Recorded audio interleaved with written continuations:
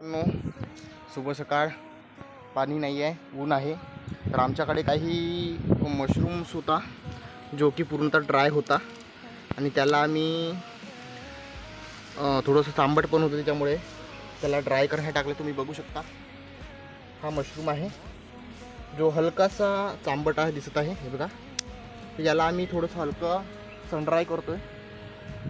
आप देख सकते दोस्तों कि हम इसे सन ड्राई के लिए डाले. ये वेराइटी है जो साजुर काजू है, आप देख सकते हैं साजुर काजू. ये भी थोड़ा सा चांबट है, इसलिए इसको इसमें डाला है सूखने के लिए ताकि ये अच्छे तरीके से ड्राई हो जाए. देख सकते हैं जब हमने इसको कल्टीवेट किया था तो ये बहुत ही बिग साइज़ का था, राइट.